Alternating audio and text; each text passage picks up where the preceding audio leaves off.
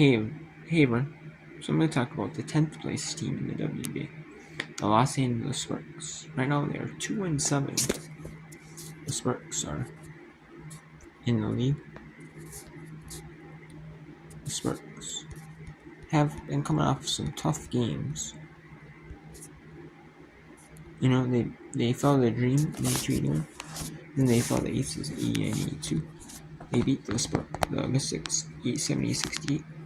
They fell the Indiana Fever 78-73. They fell the Dallas Wings 80-43. They fell the Indiana Fever. They beat the Indiana Fever 82. They fell the Sky 83-73. They fell the Mercury 87-68 and 86-62. They lost to the Wings. And then on those last couple of games, most of the games have been pretty competitive. The first game got a little bit out of hand, slightly bit out of hand, but most of the games have been pretty decent games, competitive games. Since last couple. And they do have to play one on Friday night on Ion at 10 Eastern. And they play one against the Spurs. They play one against the Aces. So they have a tougher schedule, a little bit of a tough schedule. They play the Storm again. Then they go back to play the Lynx. So they don't have a ton of favorable games, unless maybe they play the Wings, which the Wings are a little bit favorable. But otherwise, they really don't have the most favorable schedule quite yet. They're playing a tough schedule right now. So maybe now, who knows? Maybe the game against Wings isn't super favorable for them.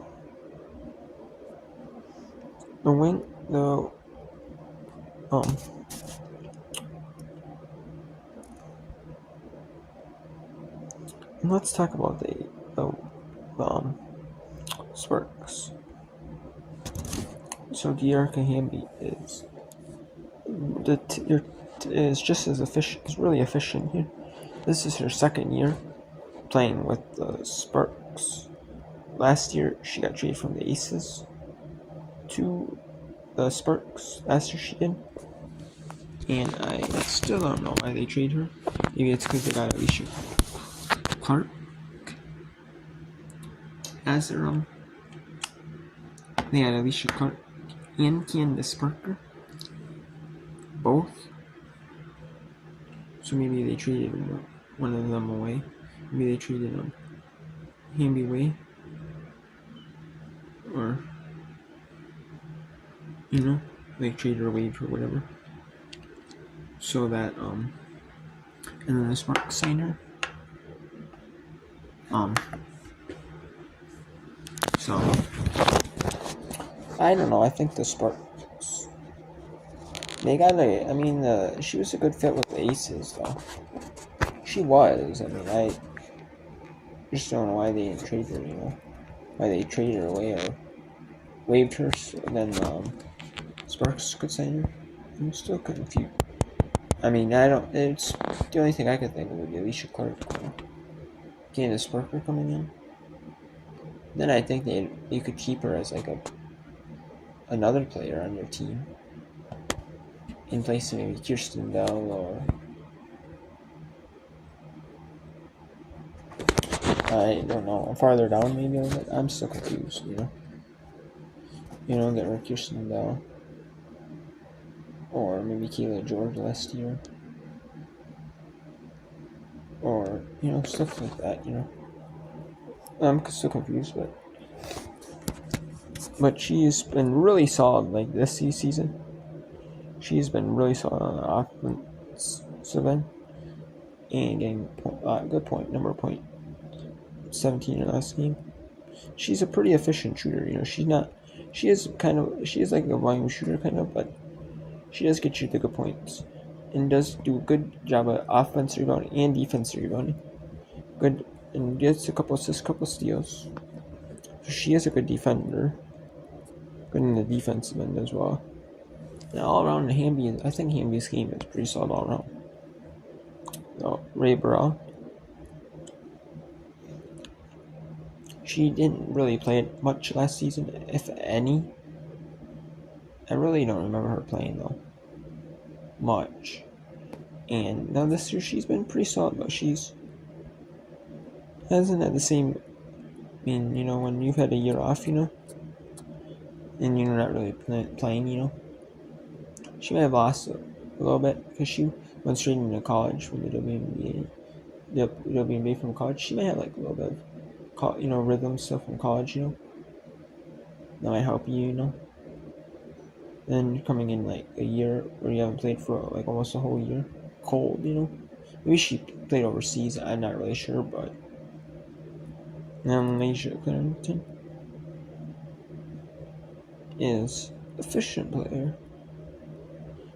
I mean, they are pretty solid. Not the most efficient last game, only 2 of 8, but does do the little things. Like is a solid defender. 2 steals in last game. But did have some fouls. Malaysia had 4 fouls in their last game, so that hurt them a little bit. But so that's why Malaysia wasn't able to play. 10 minutes, only played 22 minutes, but Kia Nurse had that similar trouble. No, not really, actually. It just wasn't Kia's name, I guess. 210 over 5. So it's like, I kind of like, Kia Nurse's game. Honestly, she's bounced around a lot in the league, but she played in she's drafted, I believe, by the Liberty. She played for Liberty for a while. Got cut by the Liberty, then went to the Mercury, got cut by them, played for the season. I think it was a season, maybe it was 2. I know it's for sure 1. And then she wasn't able to play really much ton there. Went to Seattle, played well last year, played well for Seattle team that struggled. I was playing well for Sparks team that struggled. I just don't know why she's not getting a lot of playtime. Lexi Brown, she's playing solid. She's a solid defender. She's solid in the defense then. I think she's more like one of those players that you're not going to see on the stat sheet, but it's going to do like the little things to help the team win. We got Lero, and she's an international player, and she's like a tall, lanky guard. She does not are long lanky like guard or center can be. I'd say she's more like a center though. More like the tall center. I mean, she could be like a guard though, but I'd say she's more like a center. 6 rebounds, 6 points, 5 rebounds. Does not get a lot of playing time, but can be solid in her playtime. Steph Talbot, not a lot of playing time. Not the most efficient player, but can just does whatever she needs for the team. Same with Ernie McDonald. Kia Jackson has not got a lot of playing time lately, and I'm kind of surprised that Kia didn't get a lot of playing time. Only gets 14 minutes plus starting. Maybe she don't know, that. Maybe there's other players that prefer to come off the bench.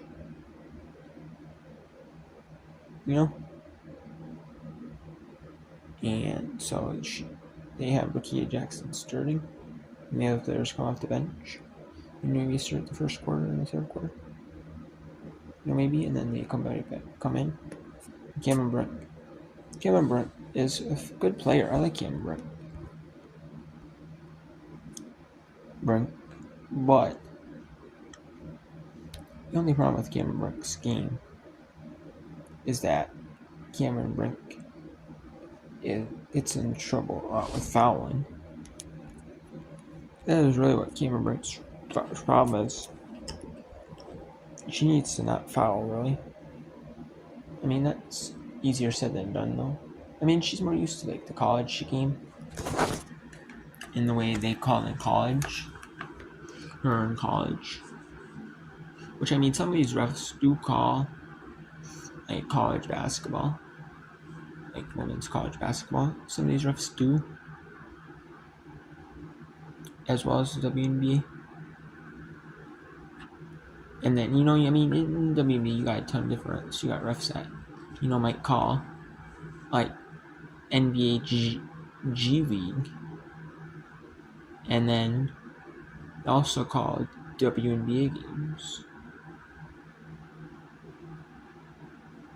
Or maybe you got refs that, and then you got refs that might call college basketball, and then and they also call the WNBA, and then you just got like a whole wide range of refs, the refs like we call them, that might call it just WNBA only, refs that might do like Division I college basketball and the WNBA, and then you got refs that might call the might do NBA G League, and might also do the WNBA as well. So it's kind of all over the place, inconsistent with refs. I mean, maybe this was a ref that wasn't a college ref, because I think the fishing in college I think is better than the fishing in the WNBA. Right? I'm just gonna say it because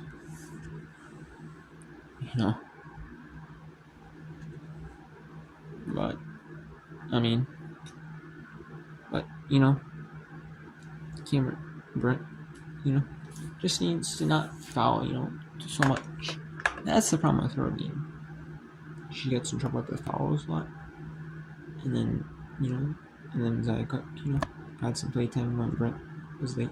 Brent had 2 personal fouls in the first half, and then in the second half, Cameron Brent in the third, especially at third quarter, Cameron Brent got 3 personal fouls in like a few minute time span, and she had to go to the bench and sit for most of the third quarter, and then some of the fourth, and then she came in and got a foul, and she knew it too.